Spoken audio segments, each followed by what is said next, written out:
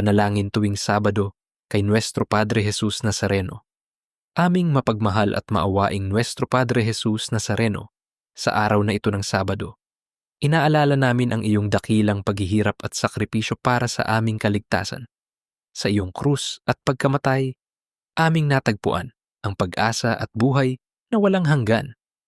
Panginoon, sa iyong pagdadala ng krus, nakita namin ang iyong walang hanggang pag-ibig. Turuan mo kaming maging matatag sa harap ng mga pagsubok at magtiwala sa iyong kabutihan.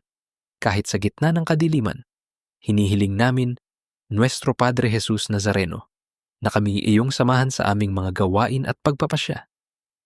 Ialay po namin sa iyo ang lahat ng aming paghihirap, pasakit, at tagumpay bilang alay ng aming pananampalataya.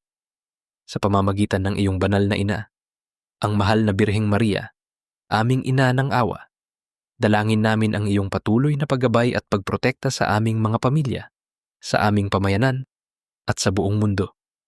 Nuestro Padre Jesus Nazareno, kaawaan mo kami. Nuestro Padre Jesus Nazareno, pagalingin mo kami. Nuestro Padre Jesus Nazareno, iligtas mo kami. Nuestro Padre Jesus Nazareno, dinggin mo ang aming panalangin. Amen.